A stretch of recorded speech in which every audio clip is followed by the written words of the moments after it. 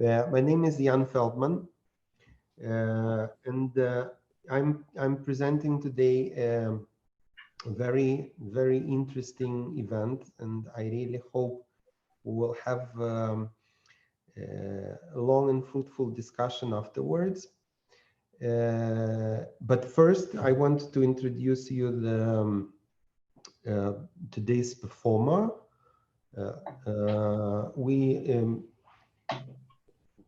We are talking about Artem Zavadovsky.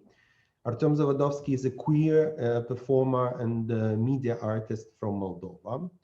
They is part of the independent political theater company Teatru Spălătorie from Chișinău, from Moldova, and a student at the Academy of Media Arts in Cologne. And two words about the performance. One of the main ideas, if we're talking about political context in Moldova, one of the main ideas promoted by Moldovan politicians and also civil society, mass media stakeholders, all these 20 plus, almost 30 years of Moldovan independence is that we have to encourage foreign investments at any price. In the reality, what employers are left with, besides the pride of suing for brands like Armani or Prada and manufacturing wires for BMW or Mercedes, is a big question. Question which is raised in the performance called Requiem for Europe.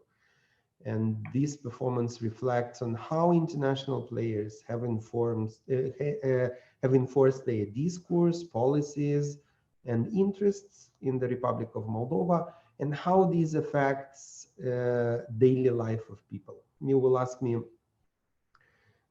what does it all have with the topic of the conference, or why I was interested to moderate? I'm, for the last decade, intensively involved in equality issues, equal pay, and human rights. And what we are talking here about is political, it's not only political rights which are super popular, but economical, social, and cultural rights which are usually neglected in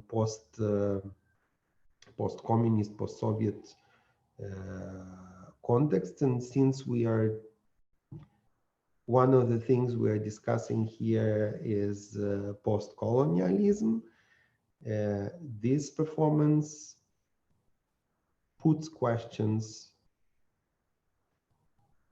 and gives us food for thought. And the thing I would like to discuss with you afterwards. Now I'm leaving floor to Artem. Artem, please. I will switch off my camera.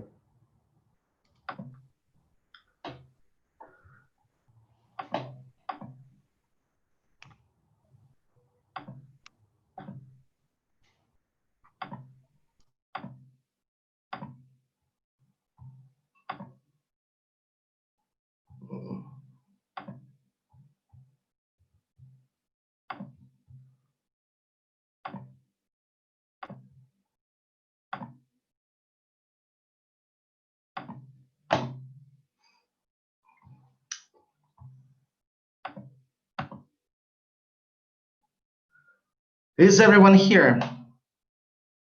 Excellent.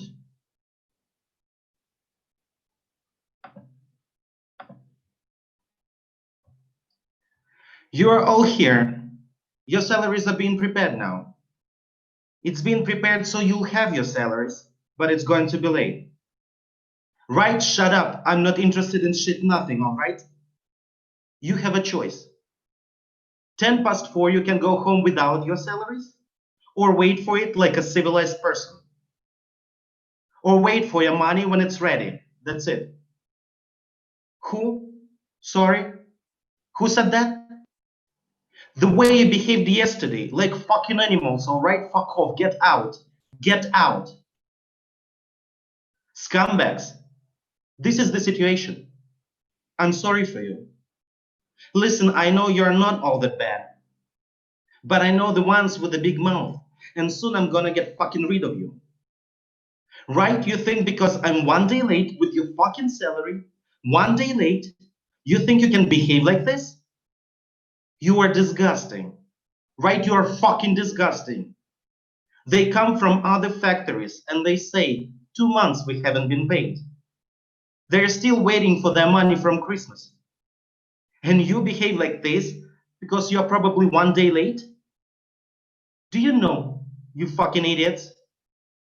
I spend 15,000 pounds a fucking month. Why? Because of your fucking shit work. But you're all fucking idiots. None of you are grateful. Shut up.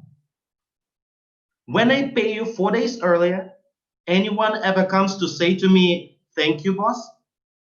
Anyone? Thank you, boss? Listen up, idiots.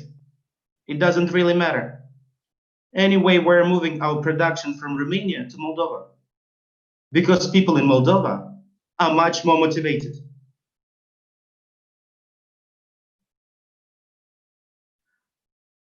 After the dissolution of the Soviet Union, I continued working in a factory in Belz, in the north of Moldova. The privatization process began. Salaries were not paid anymore. So in my spare time, in order to survive, I would buy cheaper products and sell them for a higher price in our neighborhood market. I would sell anything I could find. I remember buying sunflower seeds, roasting and selling them in order to make ends meet. Later on, I found a job in a food processing factory. It produced vodka, spirit, mayonnaise, but things weren't better there either. And at a certain point in time, they stopped paying us salaries. We wouldn't get any money for 7 months. They would tell us that we would get our pay after the privatization was completed.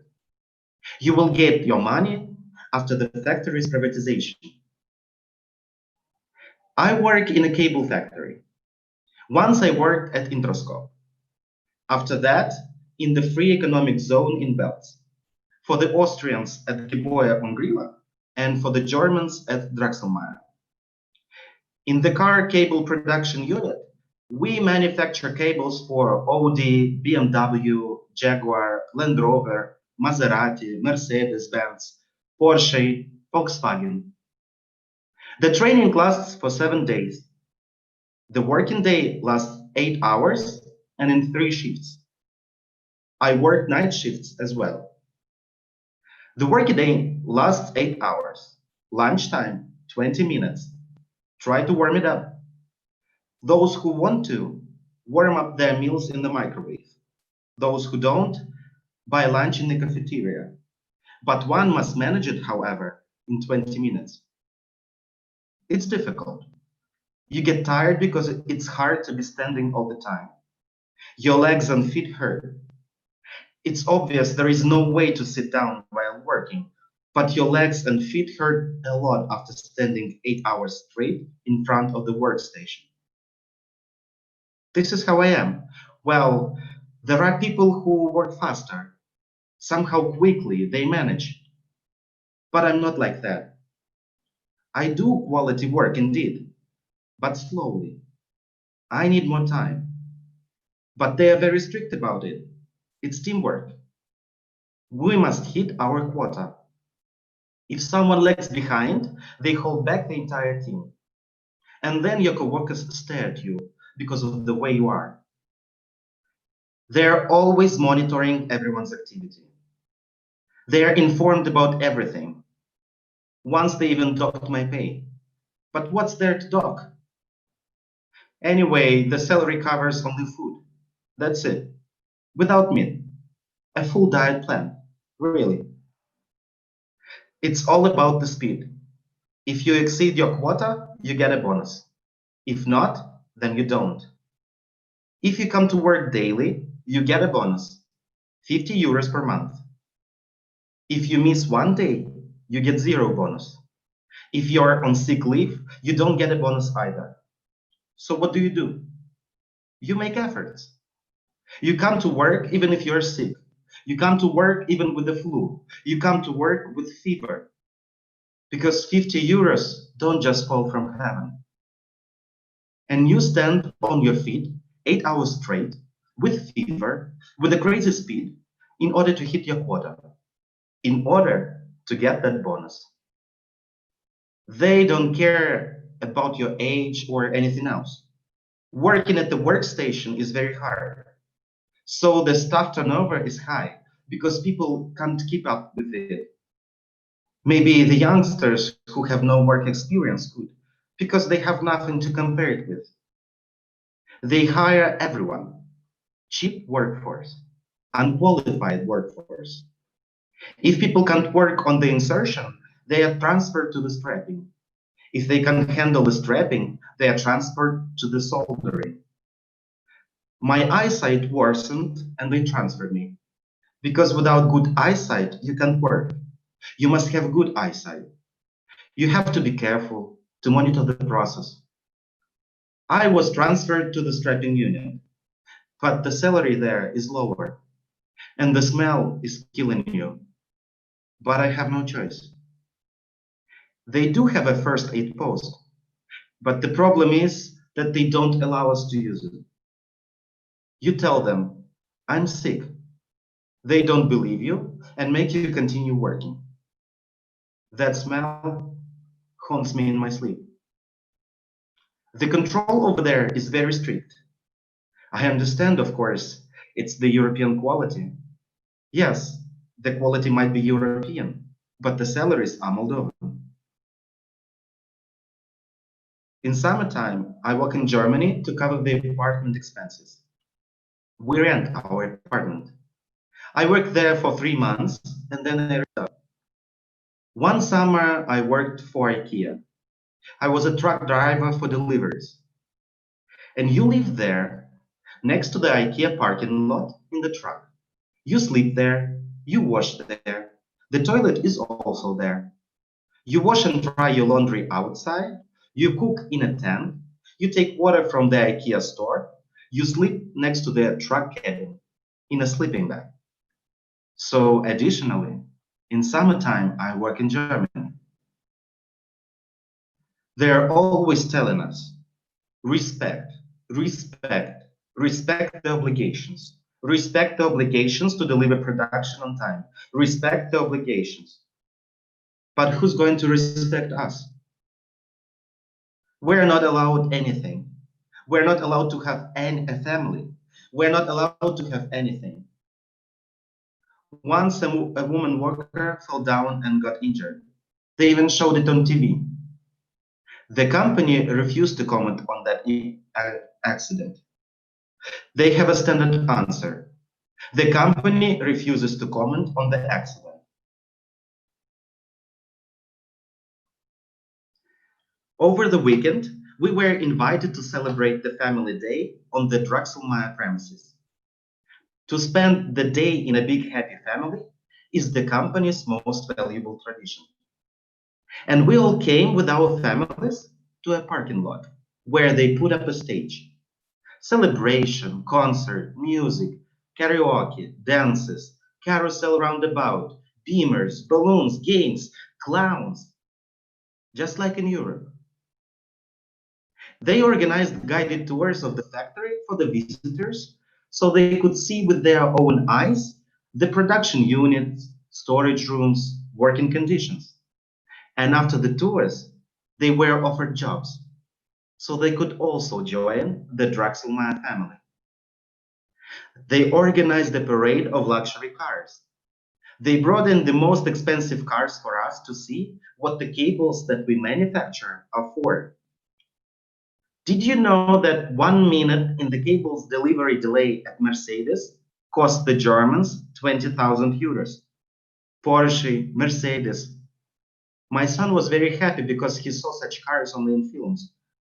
My daughter danced through the entire evening. On the day, the red light of our TV set was off. Our electricity supply was disconnected because we didn't pay the bill. My wife ironed her dress at the neighbor's. I had no sleep all night. Nightmares. One summer, I worked in constructions in Germany. We were around 40 Moldovans and Romanians living in the same house. One night, someone set us on fire. Someone set us on fire on purpose. We woke up because of the smoke. Everything was in flames. Fire alarm, police, ambulance. I've been having trouble sleeping ever since. Nightmares. The smell in the factory reminds me of that night. My wife doesn't know. I never told her.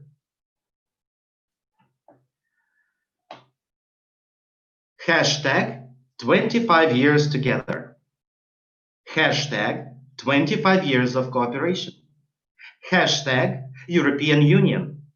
Hashtag World Bank. Hashtag European Bank for Reconstruction and Development. Hashtag International Monetary Fund. Hashtag happening now. Hashtag EU for Human Rights. Hashtag EU support. Hashtag EU global strategy. Hashtag EU for Eastern Europe. Hashtag EU for Moldova. Hashtag be great together. Hashtag be bold for change. Hashtag happening now. Hashtag healthcare. Hashtag social protection. Hashtag child protection. Hashtag labor. Hashtag equity. Hashtag equality. Hashtag performance. Hashtag labor market. Hashtag jobs. Hashtag workforce. Hashtag demography tendencies. Hashtag life expectancy. Hashtag pension reform. Hashtag happening now. Hashtag stronger together. Let's see how the international organizations are helping Moldova build a hashtag stronger economy, hashtag stronger society, and hashtag stronger governance. Hashtag economic growth, hashtag competitiveness, hashtag supporting local producers, hashtag financial inclusion, hashtag shared prosperity, hashtag it's possible, hashtag poverty reduction, hashtag coming soon, hashtag end of poverty. So my family and I, hashtag family day, my family and I are leaving Moldova tomorrow morning at 10 o'clock after 3 years. And I just wanted to show you the office window of the World Bank Moldova, where I've been sitting for 3 years. It has looked out to this inscription, Lasă Jelea, hashtag leave your sorrow. And that's what I've been seeing every day of every week for a long time.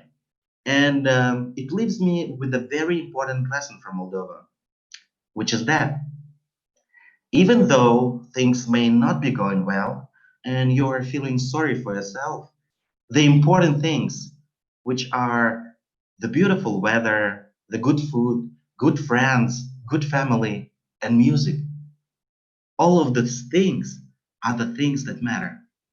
So you should always look on the bright side. That's something Moldova has taught me. And thank you for being such a good teacher. Goodbye. Hashtag leave your sorrow. Hashtag stronger together. Hashtag preferential credit from the World Bank. Hashtag preferential credit from the European Bank for Reconstruction and Development. Hashtag preferential credit for Kaufland. Hashtag Kaufland expansion in Eastern Europe. Hashtag Kaufland expansion in Moldova. Hashtag the Trade Union Cultural Center bought for the Kaufland expansion. Hashtag Kaufland owned by the Schwarz Group. Hashtag the Schwarz Group, one of the richest families in Germany. Hashtag preferential credit for the one of the richest families in Germany. Hashtag reducing poverty in the Schwarz family. Hashtag end of poverty in the Schwarz family. Hashtag family day. Hashtag the Schwarz family day. Hashtag stronger together. Hashtag leave your sorrow.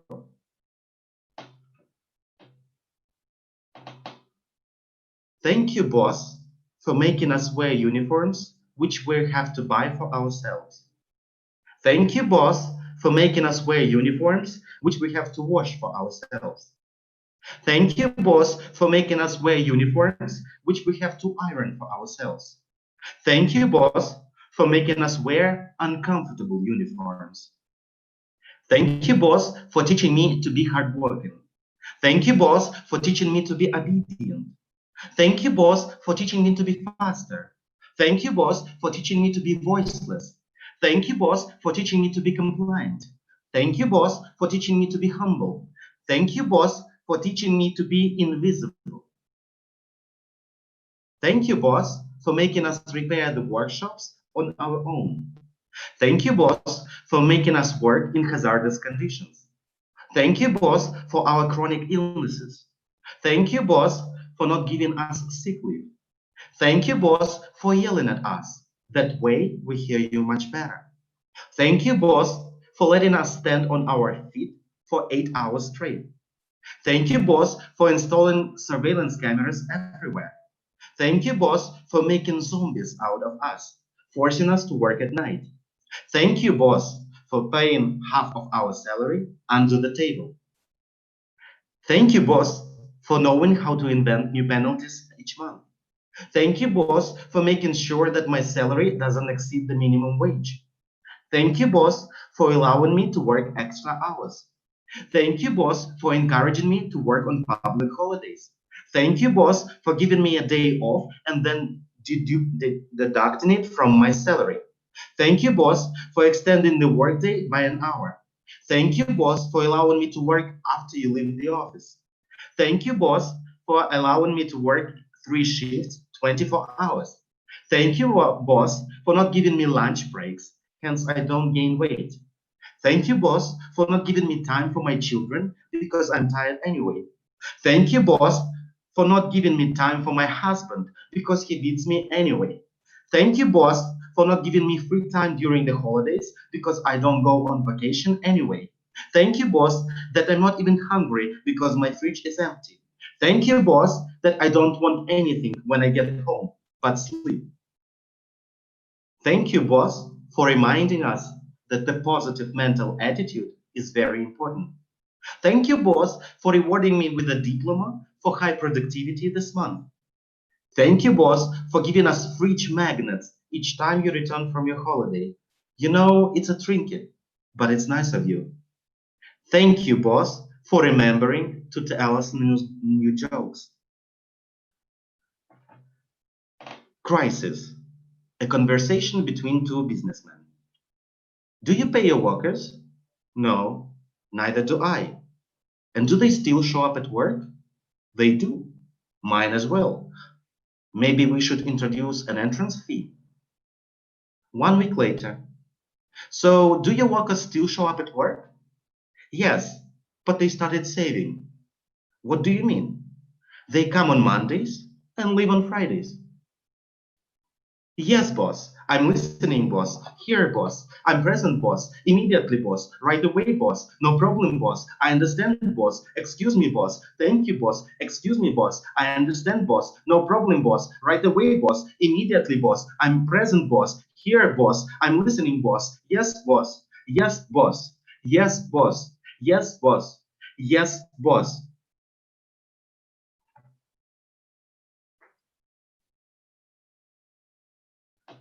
The work I put into making the garment you are wearing now costs only 1% of the price you've paid.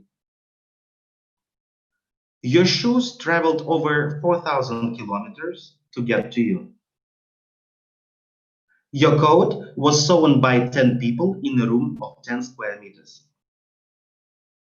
It is very hot in here. There is only some light and not enough air. But I hope you like your t-shirt. I made your shoes to be able to feed my children. In the factory where your dress was made, the working conditions are degrading. We fall like flies. I sold your jacket hoping that I would get my salary for the previous months. I wasn't paid for the shirt you are wearing now. I don't know if I will survive to finish this skirt. When I sold your dress, I didn't cry. I was trained not to cry. Please don't mind if you find pieces of skin glued to the shoes. My boss doesn't allow us to wear gloves when working. I am raped daily by my boss. I finished your shoes instead of my coworker, who died at her workstation. My name is Irina, I'm 15, and I made these shoes for you. Hello from Moldova. The jacket you've just bought was made in Moldova by a woman who is paid €5 a day for her work. The jacket you've just bought is one of the 10 million jackets made in Moldova by women who are paid €5 a day for their work. You are one of the 10 million privileged men who will wear this jacket made in Moldova by a woman who is paid €5 a day for her work.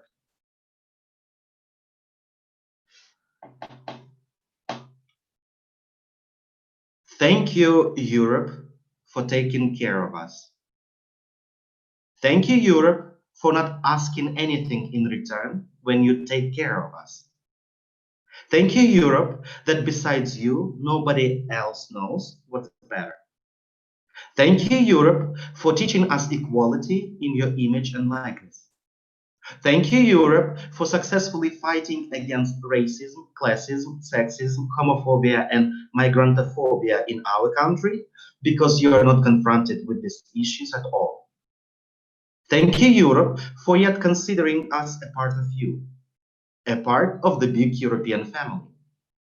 Thank you, Europe, that it will be better for us to be within you than within ourselves. Thank you, Europe, for dividing us into expats and immigrants. Thank you, Europe, for differentiating migrants based on the country of their origin. Thank you, Europe, for teaching us that we have rights, but allowing us to work for you with no rights. Thank you, Europe, for allowing us to pick up your tomatoes for you. Thank you, Europe, for allowing us to export powdered eggs, even if we don't produce powdered eggs. Thank you, Europe, for exporting us European foodstuff, which contains less food and more Europe. Thank you, Europe, for comforting us. Country in transition, developing country, Eastern partner, periphery, end of Europe, second-hand country, potential country, catch-up country, often forgotten country of Europe, rest of Europe, buffer zone, post-Soviet mentality, post-Soviet wasteland, one of the top 10 most exotic countries in the world, little clone of Russia, love triangle EU, Russia, Moldova, filler, asset, pad, between the West and the East. Thank you, Europe, that you don't extend to the Ural Mountains as we learned it in school. Thank you, Europe, that in a way you call us Europe too. Thank you, Europe, for teaching us that there is nothing more valuable than a human life. The Italian seniors kill themselves because their pensions have been reduced and they cannot pay back their bank loans. Thank you, Europe, for teaching us that there is nothing more valuable than a human life. The Spanish youth kill themselves because they have no jobs and cannot pay back their bank loans. Thank you, Europe, for teaching us that there is nothing more valuable than a human life. The French farmers kill themselves because they cannot survive from their work and cannot pay back their bank loans. Thank you, Europe, for teaching us that there is nothing more valuable than a human life. The British students kill themselves because they cannot pay back their university loans. Thank you, Europe, for teaching us that there is nothing more valuable than a human life. The Romanian families kill themselves because they cannot pay back their mortgages. Thank you, Europe, for teaching us that there is nothing more valuable than a human life. The Greeks killed themselves because they are left with nothing. Thank you, Europe, for the lessons of solidarity. Solidarity with the Central European Bank, solidarity with Commerzbank, solidarity with Deutsche Bank, solidarity with ING Bank, solidarity with BNP Paribas. Thank you, Europe, for making us believe that our success story depends on us. Thank you, Europe, for making us believe that we have the option to choose between being poor or rich. Thank you, Europe, for making us believe that we are the masters of our own destiny. Thank you, Europe, for leaving the colonial times behind. Thank you, Europe, for giving us the freedom to choose whether to be your slaves. Thank you, Europe, for being the master of your own destiny, the slave of your own capitalism. Yes, Europe, I'm listening, Europe. Here, Europe. I'm present, Europe. Immediately, Europe. Right away, Europe. No problem, Europe. I understand, Europe. Excuse me, Europe. Excuse me, Europe. Excuse me, Europe. Excuse me, Europe. Excuse me, Europe. Excuse me, Europe. Excuse me, Europe. Excuse me, Europe. Excuse me, Europe. Excuse me, Europe.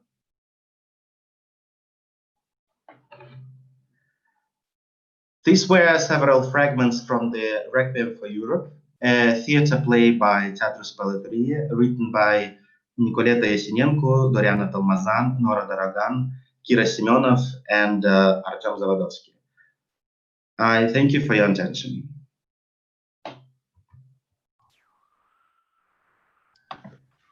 Thank you very much, Artem. I have few technical announcements. First, we cannot hear and see you. I would like to have a discussion, and for that, I would like to ask you to use questions and answers thing at the bottom of your screen. Thus, we can, because if we start it in a chat, it will not work. Thus, I'm asking you to give us some questions or maybe food for thought or something you would like us to discuss, and then we will start. Since we are not that many people, maybe we will allow at a certain moment to ask questions with a voice. Sorry, it's not COVID. But at the moment, let's proceed in the way I described. Questions and answers tool at the bottom of the screen. And I will read the questions to Artem, and Artem will answer. We already have, I got from my small managing panel here, we already have few questions. They are anonymous, but okay. If Artem doesn't have problem to answer anonymous questions. First question is it supposed to be performed by a man or a woman? This text makes part of the theater play or the theater performance staged by Teatros Poluteria. It's a real theater performance which is played by three actors, and the fragments I read are just several excerpts from the entire play, and there are roles of women and men who are played by a woman and a man, and yeah, it just depends on the context. I read the text, prepared some fragments prepared for today, which were mostly concerning male workers. But of course, they are the list of so-called SOS messages that appeared closer to the end represent the real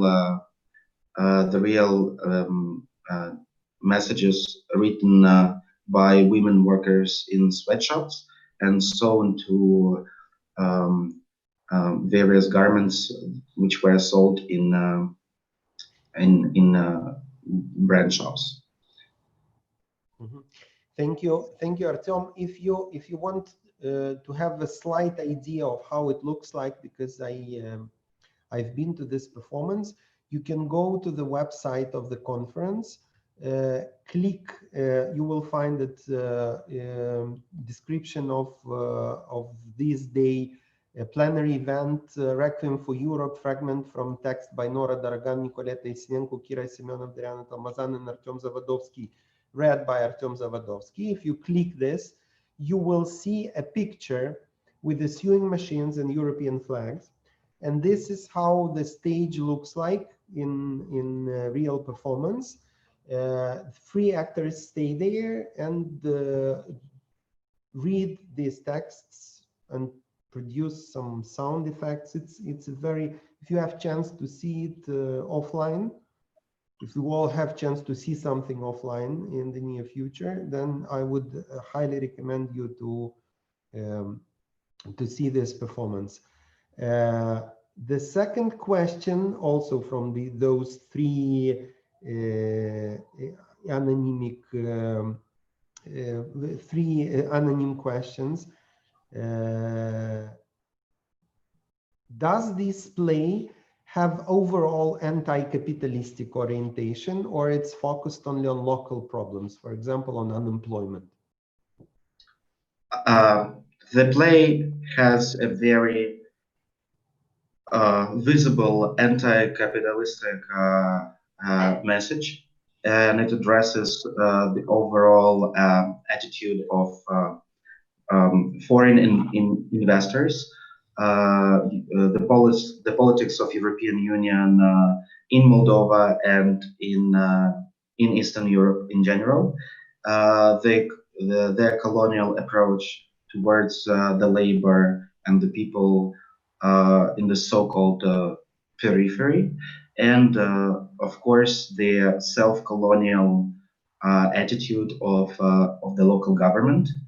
Um, there are stories that have been documented for this performance, spread from a broader region, not only from Moldova, but most of them have been documented in Moldova. Mm-hmm. Thank you. Yeah, if I may add as a moderator, I think these are universal questions, and the topics, by the way, answering a bit about or saying something a bit about the previous question, these are stories of real people retold by actors, but this is not the written text. It's more of a compilation of real stories of messages, hashtags. All these hashtags, as far as I understand, are real and was used in different campaigns. So yeah, it's a description of the real world we live in, and it's not only a problem of Moldova. It's not a local context. It's not even of course there is a question, what system creates such type of exploitation, and the answer is capitalism is here. But it's not only about capitalism. This is for me a play or a performance about how the current world is functioning. Because if each and every one of you will look closer at their countries, I saw people from Netherlands, from different EU countries, you can always find a group of people, even citizens of your country, who are exploited where they are, who are underpaid, or whose labor is used and abused in different conditions. So it's not definitely not only about Moldova. Now, the question number 3, which I already partially answered, is it based on some personal experience or on other people real life stories? I think Artyom can add something here. Yes, it is a documentary based performance and text. Everything uh, that appears in the text is documentary based, is a real life experience of people. Uh, During the preparation and documentation process, we collected different pieces of public information, for example, um, reports um, on garment industry or clothing production in general in Eastern Europe, on the car cable production by big corporations in Eastern Europe, and of course we conducted interviews with real people who either worked in these factories or have family members who work in these factories. And um, of course, some part of the text is based on the personal experience of the authors regarding the 90s and the poverty. Thank you, Artyom. The other question is if in real life the real performance is has the same, let's say, theatrical, histrionic way of conveying the information, hysteric in a psychoanalytical meaning, like is this play is at the same level of nerve when it's performed in real life? This is the question. I guess it's really hard for me to answer this because I'm a part of the production team, and it's very hard to see it from the outside. So maybe Jan, you saw it, so probably you can answer this question better. Yeah, it is, and this it's an interesting. I mean, I'm not trying to be a theater critic or drama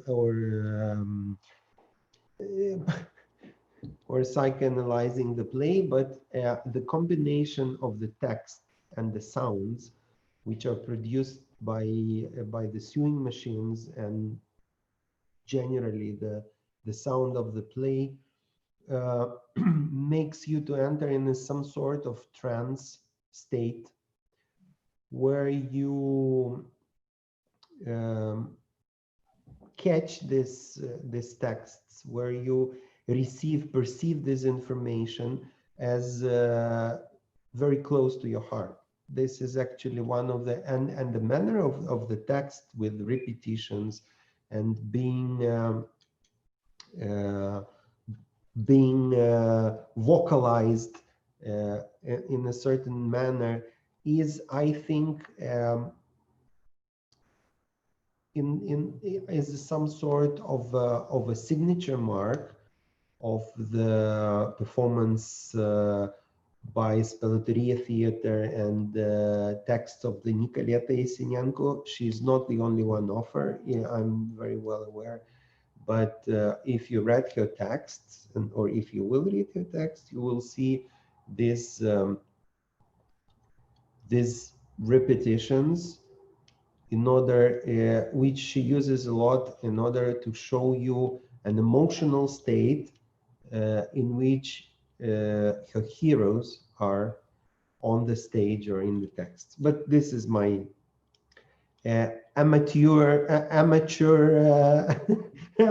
amateur theater critic remark. So I'm not pretending to make in-depth analysis. But since I'm for many years was a big fan of Spelotteria Theater, and I'm still is, but you cannot see any Spelotteria Theater now in Chisinau, mainly because you cannot see theater now in these COVID times, but also because Spălătorie Theater doesn't have, there is a question here also about the, I'm starting to answer questions. So the next question is, which I have to read. Hi, first of all, thank you. This was amazing. It was great seeing you, Artyom. Artyom, hi from Cristina Robu. I was wondering how Spălătoria is doing. Where are you guys at? I know the old building isn't there anymore. So do you have a space for your performance in Chisinau? The answer is we don't have a space to perform in Chisinau. Also, due to the ongoing pandemic and due to the fact that it's really hard to find a good space to perform while you are an independent theater company, a political independent theater company, which actually brings out the current reality. That's why sometimes it's really hard to find even a space for rent. Also due to the theater's activity. Currently, we are working on several projects. We're doing our best, and again, since we're an independent theater company, we do not receive state funding, and our activity is based on various projects that are financed by various foundations and mostly foreign cultural institutions. Thank you. And yeah, indeed, there was a very nice, I mean, special cultural place when Spălătorie Theater was there. And now it's not only that they lost the space, it's also the old buildings was demolished. Now a new nice expensive apartment building is built in this historic spot where the Spălătorie Theater was, and they don't have, as far as I know, and as Artyom answered, they don't have the space, unfortunately. Hope this will be solved somehow. Now the next question is, thank you so much for such a powerful presentation, despite the limitations of our online gathering. And I'd like to know a bit about the reception of the theater play, either local, European, or if there are any global reception. So what kind of feedback did you get, Artyom, in Europe or maybe globally? I don't know, where did you perform? The overall reception of the play was good. We played it in Moldova, and we played it in Germany, Austria, and Romania. It hit close to people's hearts, especially in Moldova and Romania, because people who came to watch the performance know the reality around them, and somehow are connected. Of course, for many of them, it was unknown the level of the labor exploitation by big companies and corporations in Moldova, in the country, as the description of this event says, that local mass media, for example, present the new investments or new companies or corporations that come to Moldova and start their production in terrible working conditions and pay people minimum wage or less. are usually presented by mass media as a big success story of Moldova, where uh, European uh, companies and productions industries come and give us new jobs. And usually mass media ignore the fact of how people work in what conditions and how they're exploited. And this play brought this information in a very concentrated manner, so the people who came to watch the performances uh, were surprised or shocked by the level of that exploitation that happens in Moldova and in general in Eastern Europe. There were some interesting uh, reactions, for example, in Austria when we played, when some spectators actually doubted that these were the real stories and this that actually such atrocities like exploitation or colonial attitudes uh, come from the European Union towards their eastern neighbors. So yeah, the overall reception was good because people do relate to to the information that we present. Mhm. Thank you. Thank you, Artyom. Uh, Here, yeah, there is one interesting aspect because people here, in many occasions and many times used to much higher level of protection of their rights in the job place. I mean, being a worker in Soviet Union is something else as being a worker at a foreign company right now. And this shift was for many, as you can hear from the stories, a very dramatic one.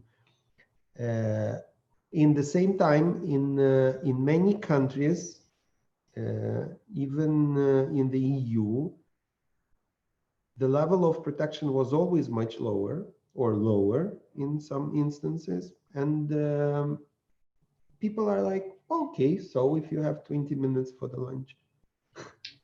It is very interesting that, for example, the same Drexelmeier company, which has headquarters in Germany and production units mostly around Stuttgart, um, do not allow the same behavior or attitude towards their own workers, because currently the trade unions in Germany, for example, are very strong, uh, while having this production and outsourcing in the countries like Moldova, they allow themselves to to make the conditions worse in order to increase the production. At the same time, yes, the the trade unions in the Soviet Union were very strong. Currently, they are almost silent in Moldova. And the worst thing is the attitude of our local government that introduces amendments to the labor code in order to fit the demands of the foreign investors. They cut the rights from the labor code, which otherwise are not that bad, but they amend them in order to give more power to the employer. And this is actually what happens on the legislative level when our own government sell its own people to big companies for uh, for an investment, and even uh,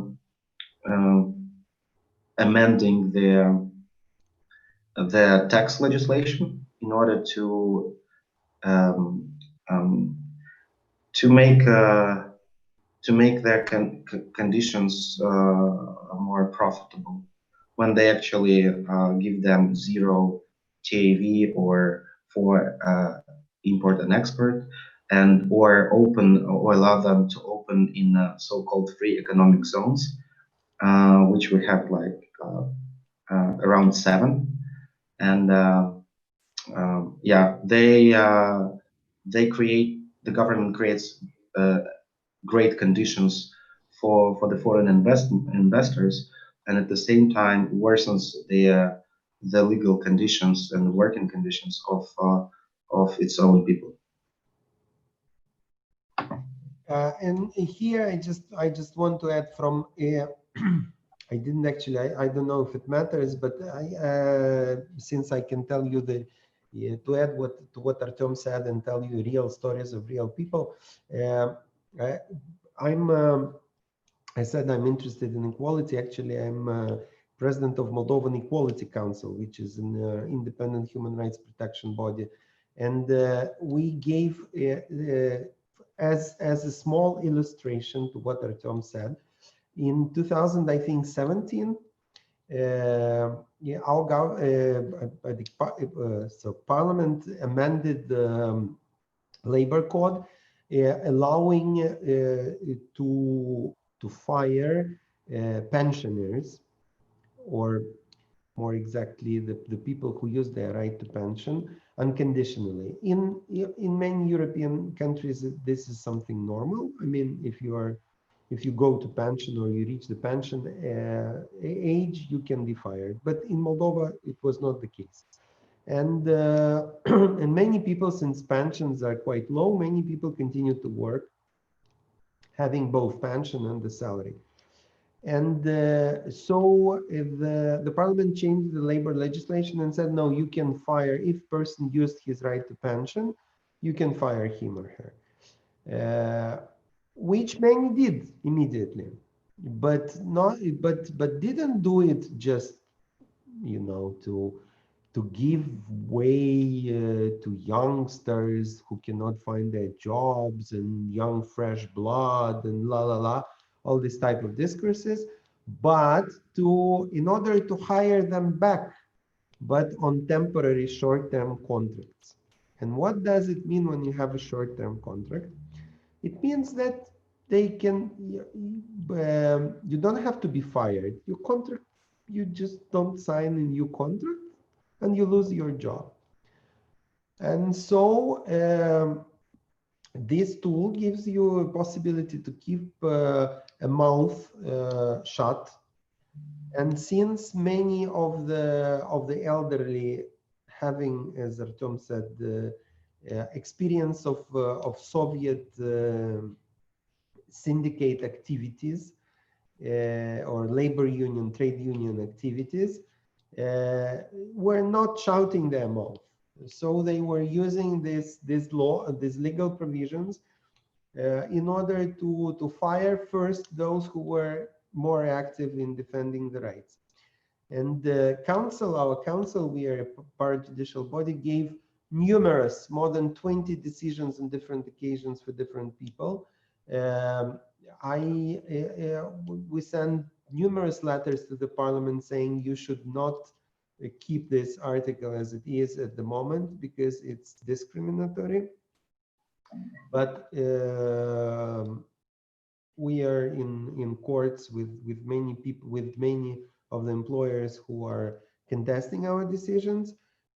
Parliament didn't change a thing. And moreover, the Constitutional Court said it's constitutional to have such provision in the law. And so we have this, I gave that as an illustration of how the system functions in reducing the level of protection of social, economic, and cultural rights, lowering them to the Western standards. Sorry. Now the next question is a follow-up question. How did the reception of this play differ from reactions to your plays about the Holocaust or contemporary Moldovan politics? Artyom? Um, I don't know. It's really hard to say that the receptions are different. Um, I don't remember any politicians coming to watch Requiem for Europe. I know that there were many who came to watch Clear History, a performance about the Holocaust in Moldova, because they pursued some political goals. But I guess it's just the most important reception is the reception of the ordinary people and the general audience who come to watch the shows and who most often leave with food for thought, because all of the performances by Teatros Plenary are, um, so to say, right in your face, as they speak very directly with the audience about their reality, our reality, uh,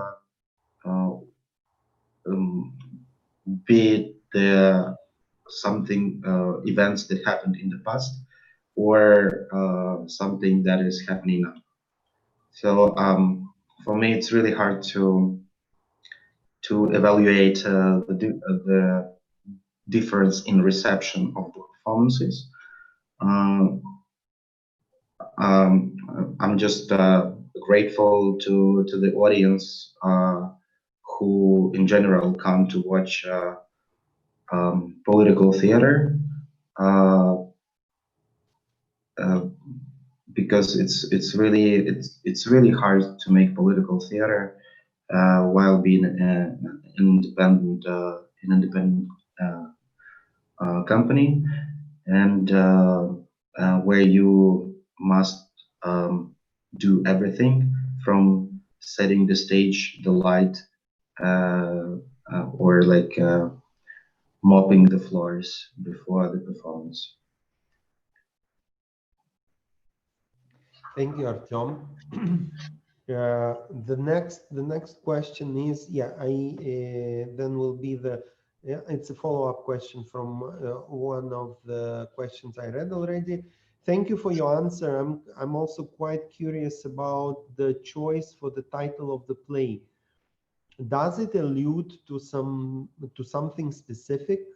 What is the allusion? I mean, it doesn't allude. It says very straightforward that a requiem is a funeral funeral music, and this requiem is dedicated to the European Union. Um, um, um, this Requiem for Europe performance makes part of the double I mean, or from a co-production. It was a co-production between Teatrus Palateria and Schauspieler Haus Graz in Austria, for which Nicoleta Yesenenko wrote another text, which was staged in Graz. And then we wrote Requiem for Europe, which was staged in Chisinau. The first text is called The Rest of Europe, and it deals again about the attitudes within European Union towards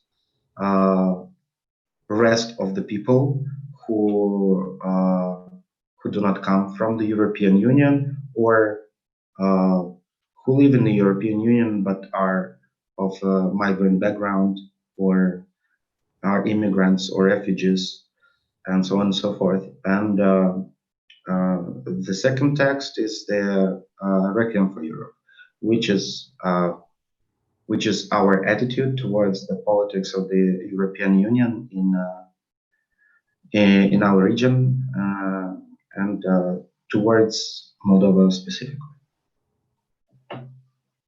Mhm. Thank you. There is another question. Transnistria also has a lot of export-oriented industry, including textile production for the EU market. Are any of the fragments in your text from there? And generally, how are working conditions there compared to the rest of Moldova? Is there any sense of worker solidarity across the Dniester River? We have no specific part about the Transnistrian region, but the overall text refers to the reality in the Transnistrian region as well.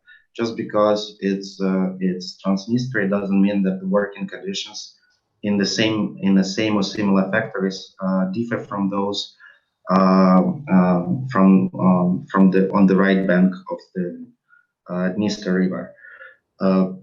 Yes, so we are aware of the fact that the same or other big companies or corporations that come to Moldova to open their production with cheap labor have access to labor force in Transnistria.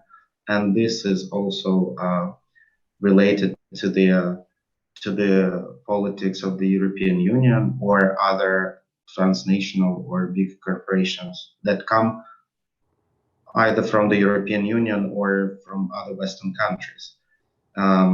The reality is that even though um, uh, the conflict uh, uh, between Chisinau and Tiraspol is a never-ending one, and international players or other big countries say they want to solve it. There is a simple consensus on the fact that uh, uh, those production units like textile industries or clothing factories or shoe factories that work on the left bank of the Dniester River um, have the same economic or legal preferences as those companies that work on the right bank of the Dniester River. And there is no problem with exporting their production from Transnistria. So in this area of reality, there is no problem in the overall conflict. So the big international players um, have the same access to labor um, on the left bank of the Dniester River. So this is just the economic reasons and the political reasons. Yeah, EU or other Western countries criticize the human rights situation on the left bank of the Dniester River, but at the same time they encourage their capitalistic companies to open production there and actually produce cheaper and then sell it in the West. So in this regard, they have no problems with human rights. Thank you, Artyom. Guys, anyone else? Any questions, any comments, maybe something you would like to share?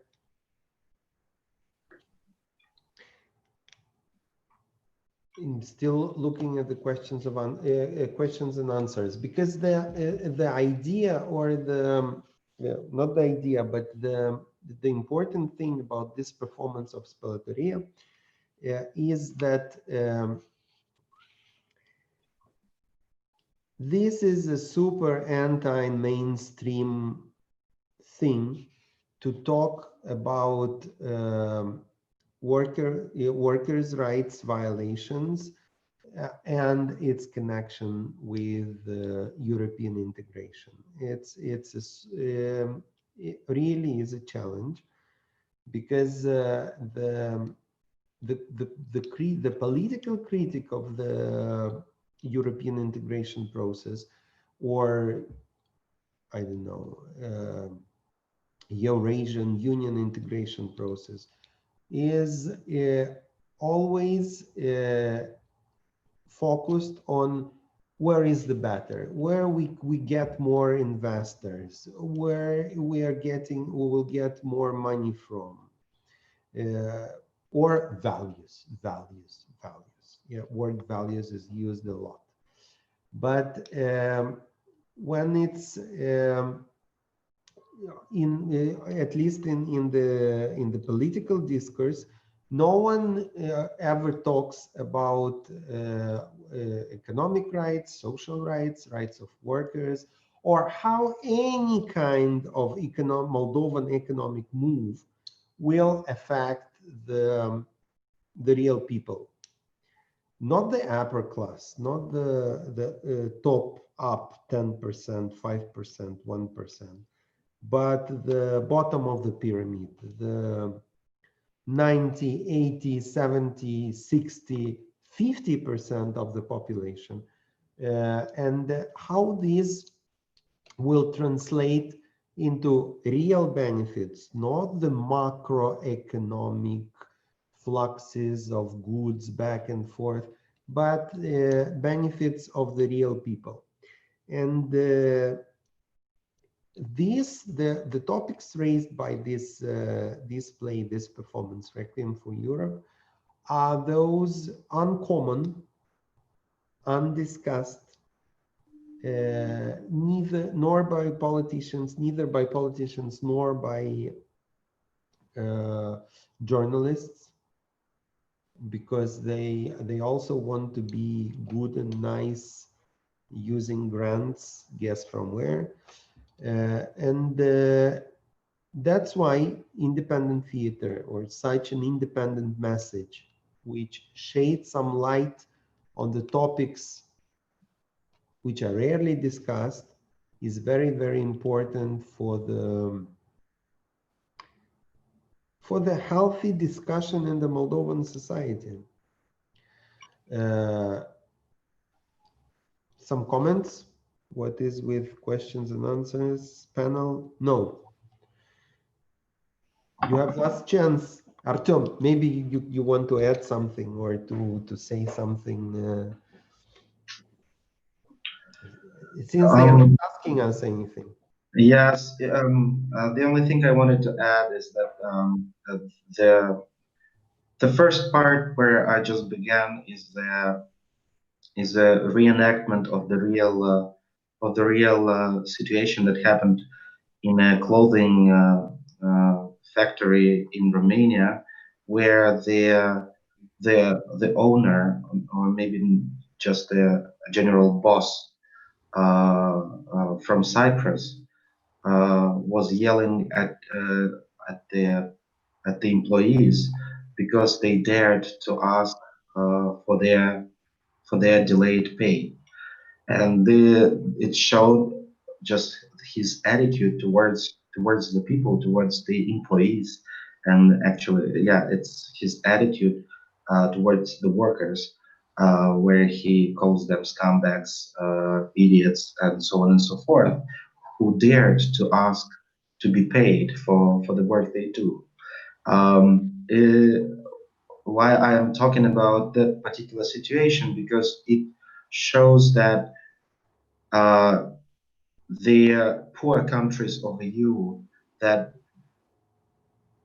for the past I don't know 10 years or 11 have become the sweatshops of the European Union, um, um, at the same time became not profitable, because it's still very expensive, even paying so little to have big revenues.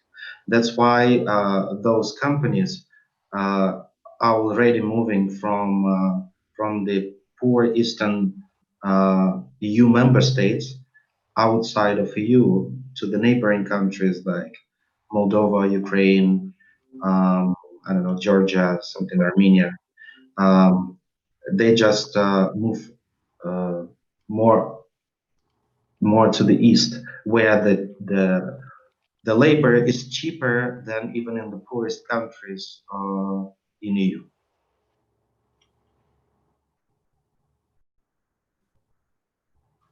Thank you. Thank you, Artyom. So, friends, colleagues, if I don't see, I see that less now we have five participants left and no questions and answers. So it remains for me to remind you that we've been part of the performance called Requiem for Europe, fragment from a text by Nora Daragan, Nikoleta Isinenko, Kira Simonov, Daryana Talmazan, and Artyom Zavadovsky. It was performed by Artyom Zavadovsky. This very interesting and very timely discussion was moderated by Jan Feldman, which is me. Christina Robo says thank you to all of us. Thank you, Christina, for being with us all this time. And see you on the next conference. Thank you.